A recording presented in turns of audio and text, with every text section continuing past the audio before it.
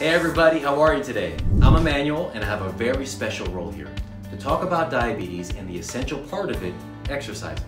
In today's video, I want to talk about how physical activity affects your diabetes management. And I have some really interesting points for you, so no need to wait, let's get started. First of all, when you have diabetes, being physically active is basically a must. Whether you go for a run or swim or just take long walks in the park, it all makes a huge difference. Physical activities help control blood sugar levels, manage a healthy weight, lower your risk of heart disease, and makes your body more sensitive to insulin. For example, a review published in Mayo Clinic Proceedings found that regular exercise can reduce dependence on glucose-lowering oral medications and insulin for people with type 2 diabetes. And that says a lot, am I right? Okay, I know that some of you might worry that moving will be too exhausting or will somehow make diabetes management harder. The good news is that exercising doesn't have to be complicated. Your main goal here is to get at least 150 minutes per week of moderate intensity physical activity. You can try to fit in at least 20 to 25 minutes of activity every day, such as swimming, brisk walking, or riding a bike. Also, it would be perfect if you included some strength training exercises on 2 or more days a week. Research shows that performing both cardio and strength training exercises is more beneficial in improving insulin health than either type of exercise alone. Okay, so let's dig a bit deeper here and see how exercising helps manage pre-diabetes and diabetes.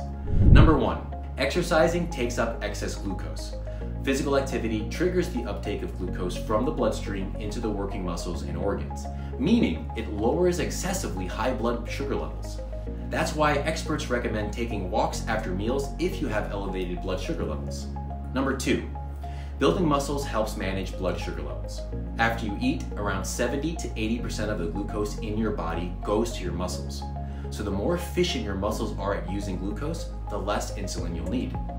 Number 3, exercising helps lose extra weight. Well, I know it's an obvious one, but I couldn't not mention that. There are so many benefits to losing extra weight both physically and mentally.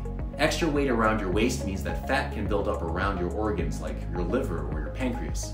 This can cause insulin resistance. So losing this weight can help the insulin you produce or the insulin you inject work properly. Yes, type 1 diabetes has nothing to do with weight, but losing any extra weight will help you reduce your risk of complications and can mean injecting less insulin. And if you have type 2 diabetes, losing around 5% of your body weight can have real benefits for your health. For example, if you are overweight, you are more likely to put your diabetes into remission if you lose a larger amount of weight. Number 4, exercising can help prevent diabetes complications.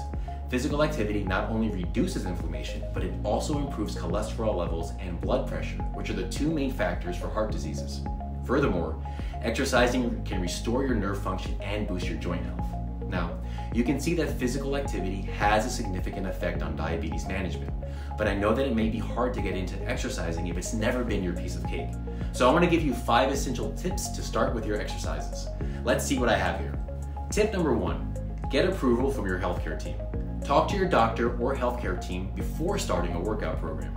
They will help you understand if you're choosing a form of exercise that is best suited for your health condition.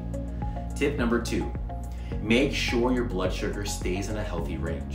Your exercise routine must be carefully planned with the intake of food and insulin to prevent hyper or hypoglycemia. Again, talk to your medical team. They might suggest testing your blood sugar before and after exercise. And you may also need to test during your workout. Tip number 3, if you're new to exercise, take it slow. If 150 minutes per week seems like a lot, start with 45 minutes of exercise per week, then 60 until you gradually reach your 150 minutes per week goal. This gradual approach will also reduce the risk of exercise aches, pains, and injury. Tip number 4, start with low impact exercise. Stationary cycling, swimming, aerobic exercises, and other weight-bearing workouts are gentle ways to ease into physical activities. Tip number 5, focus on large muscle groups for maximum benefits. When it comes to resistance training, multi-joint exercises such as squats, lunges, rows, and chest presses come with the greatest benefits for both blood sugar management and reducing diabetes-related complications. Okay guys, so from everything you heard from me today, I want you to remember the key thing. There isn't one type of activity that's best for everyone with diabetes. It's about finding what works for you. So don't be afraid to experiment if your healthcare team gives you the green light. Now watch the next video on what to do if you're diagnosed with diabetes and another one about diabetes medications. I'll see you next time.